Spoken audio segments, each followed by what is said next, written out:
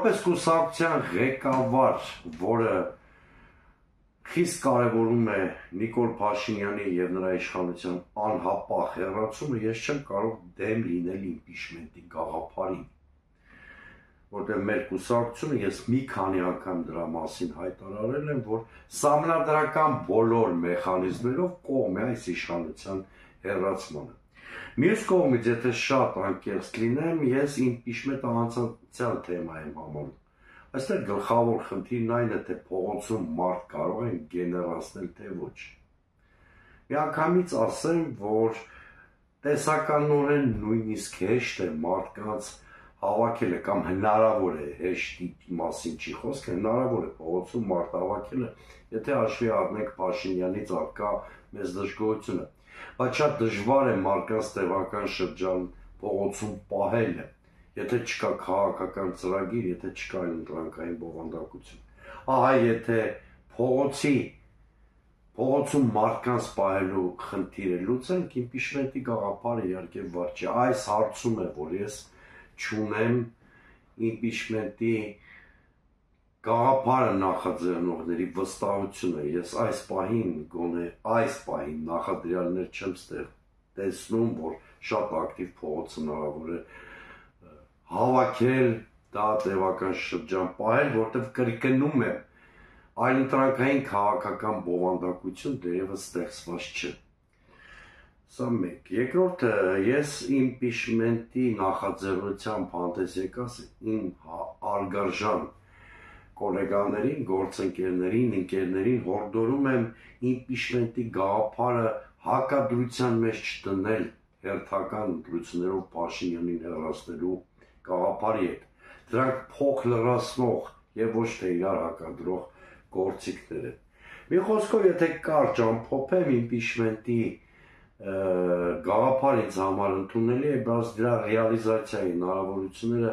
պակաս հնարավոր եմ ես համարում։ Բայց վերադառնանք Փաշինյանին, փաստորեն նա հասկացրեց, որ ընտրությունները հերթական են լինելու եւ եթե անկեղծ լինենք, ապա այս պահին ընթացող զարգացումները հենց այդ սցենարն էլ ամենահավանականն են դարձնում։ Հետո աստիճանաբար Փաշինյանը սկսեց գրգռվել, կորցնել հավասարակշռությունը, մասնավորապես էլի 3 նախագահներին կանչեց բանավեճի,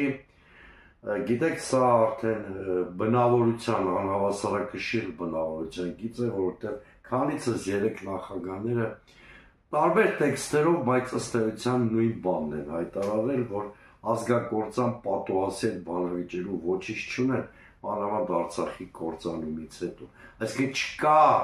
բանավեճի բուն օբյեկտը, եթե չկա օբյեկտը, հասկանալի չի ինչի շուրջ են բանավիճելու։ Եվ ակնհայտ է, որ Արցախը կործանել է Նիկոլ Փաշինյանը։ Էլի մի աքսիոմատիկ ճշմարտություն է, որի շուրջ առանձնապես բանավիճելու բան չկա։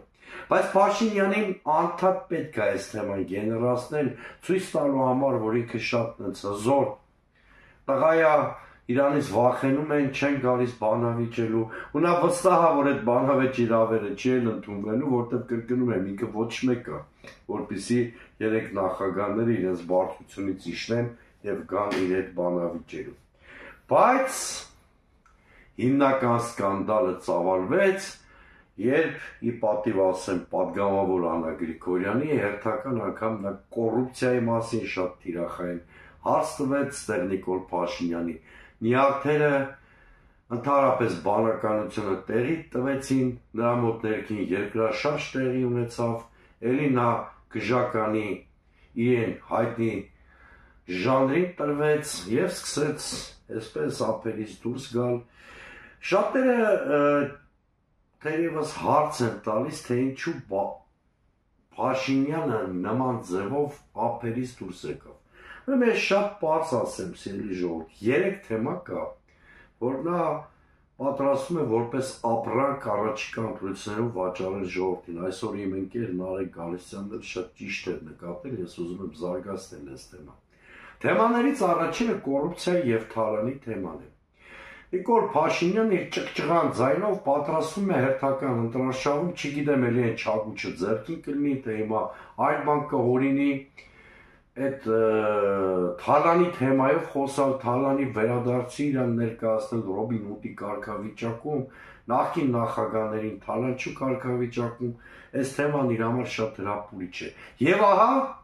մի պատգամավոր փաստերով ասում է դու պակաս թալանչի չես, քո շրջապատը թալանի ու ուրեմն կոռուպցիայի մեջ թաթախված է, բնականաբար Փաշինյանը պետք է ուրեմն ունից դուրս գա։ Երկրորդ ապրանքը, որ պատրաստվում է Նիկոլ Փաշինյանը վաճառել մեր խեղճ ժողովրդի վրա, դա այսպես կոչված խաղաղության թեման է։ Նիկոլ Փաշինյանը դրա համար է կաշվից դուրս գալի, իրեն պատեպատ տալիս, որպեսզի այդ խաղաղության թուղթը,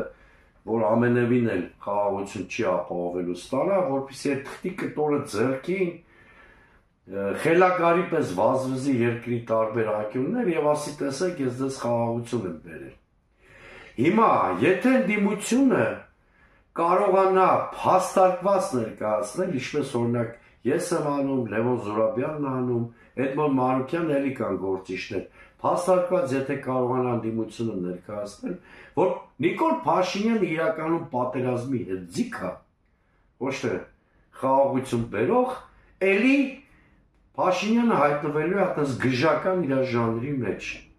էլի կորցնելու է տիրապետումը, էլի բոլորին սպառնա, որ հեսա ԿԳԲ-ի պատվարներն է լցնելու ի դեպ այդ հայտարարությամբ հանցագործություն արել Նիկոլ Փաշինյանը եւ իր մեղքերի թիվը մեկով էլ ավելացրել, բայց հիմա այս դրա մասին չեմ խոսի։ Ընդդիմությունը փաստարկված ու սիրելի ժողովուրդ, ես ուզում եմ դուք հստակ հասկանաք, այո, 44 օրյա պատերազմի հրձիքի դերում եղել է Նիկոլ Փաշինյանը։ Սա չի նշանակում, որ Ադրբեջանը չի սկսել պատերազմը։ Ադրբեջանն է սկսել պատերազմը։ Ադրբեջանը միշտ էլ ագրեսիվ օրակարգ է ունեցել։ Բայց Ադրբեջանի նախագահի ագրեսիվ օրակարգը լեգիտիմացրել է Նիկոլ Փաշինյանը իր նախապատերազմյան արկածախնդիր քաղաքականությամբ։ Հիշեցնում, թե կհիշեք դուք փաստերը։ Նա 2019-ին մերժել է իր սեղանին դրված կոնկրետ կարգավորման պլան։ Ոչ միայն մերժել է, հրաժարվել է դրան շուտ ընդհանրապես բանակցել։ Սա մեկ։ Երկրորդը, հիշում եք Մյունխենում նստեց, գրեց, խզբզեց եւ իլուր աշխարհի հայտարարեց, որ Մյունխենյան սկզբունքներ այլևս գոյություն ունեն։ Խայտարակ այդ փաստաթուղթը, որ չգիտեմ որտեղից երկնել էր այդ մարդու հիվանդ գլխում, սա ինչ է նշանակում, ձեռնոցն է տել ոչ միայն Ադրբեջանին, այլ բոլոր միջնորդներին։ Հետո Արցախը Հայաստան է եւ վերջ, հետո Սերժի Դաշնագրի 100-րդ տարեդարձի ֆետիշացումը եւ այսպես կարող եմ բազմաթիվ օրինակներ բերել։ Հիմա էլ Նիկոլ Փաշինյանը այդ կզած Ալիևի ու Էրդողանի բոլոր պահանջները կատարող Նիկոլ Փաշինյանը իրականում անկայունության, էսկալացիայի խորհրդանիշ եւ ոչ թե հակառակը։ Երբ որ նա երկրի ստրատեգիական կողմնորոշումը փոխելու կուրսի մեջ է եւ տոքսիկ բաղադրիչը մեծացնում է հայ-ռուսական հարաբերություններում, իրականում նա նոր պատերազմ է բերում կամ նոր պատերազմի վտանգ է ստեղծում։ Բայց այս ինչի մասին ես խոսեցի, ընդդիմությունը պարտավոր է կոնցեպտուալ ձևով ներկայացնել։ Ցավոք սրտի խորհրդանական ընդդիմությունը այդտեղ չի կարող ռացիոնալ դերակատարություն ունենալ։ Եվ վերջապես հասարակությանը Նիկոլ Փաշինյանը վաճառելու է նաև այսպես կոչված դեպի Եվրոպա տանող ճանապարհը։ Սա էլ է բլեֆ։ Այստեղ էլ մենք չպետք է վախենանք ճշմարտություններ ասելու։ Չպետք է վախենանք նրանից, որ մեր հասարակության մեծ մասին Փաշինյանն ու նրա պսևդո արևմտամետ սատելիտները վարակել են հակառուսականությամբ։ Մեզ Եվրոպային որևէ մեկը չի սպասում։ Այդ նախաձեռնությունը, որ այդ եւ պսևդո Եվրոպամետ արևմտամետ ուժերը բերել են խորհրդարան, իրենց ապագա խորհրդարանին մոտեցնելու բանաձևա, ոչ թե Հայաստանի Եվրամիությանը մոտեցնելու։ Այդ մարդիկ արկածախնդրությամբ լուծում են ներքաղաքական հարցեր։ Եվ դա անում են Նիկոլ Փաշինյանի պատվերով ու գլխավորությամբ։ Եվ վերջապես մասիվի դեպքերի մասին խոսելիս ես ասացի, այդ մարդիկ ընդհանրապես արևմտյան արժե համակարգ չունեն։ Սովորական խուժան են տեղավորված Փաշինյանի գրպանում։ Այ երեք ուղղություններով Փաշինյանը վախենում է, որ առաջիկա ընտրություններում ստանալու է փաստարկված ընդդիմախոսություն։ Հենց սա է նրան գցում այդ ցնցումների մեջ, նա կորցնում է adekvatությունը, կորցնում է բանականությունը։ Իդեպ Նիկոլ Փաշինյանի այս ներվային վիճակը փոխանցում է նաև իր թիմակիցներին։ Օրինակ, երբ որ անցած 3 օրերի ընթացքում 30 անգամ Ալեն Սիմոնյանը տարբեր առիթներով ասում է, որ մենք 50% գումարած ենք ստանալու առաջիկա ընտրություններում, չկարծեք, թե նա այնքան կորցրել է adekvatությունը, որ չի հասկանում, որ Պլիդուսի չափ ընկած է իրենց վարկանիշը եւ իրենք որևէ պարագայում 50% գումարած մեկ չեն կարող ստանալ։ Ալենը մյուսները դա շատ լավ հասկանում են, բայց փորձում են կոտրել են հոգեբանական մանտրաշը, որ ԿՊ-ի եւ նրա համակիրների շրջանում առաջացրել օրինակ Գյումրիի ընտրությունների արդյունքները։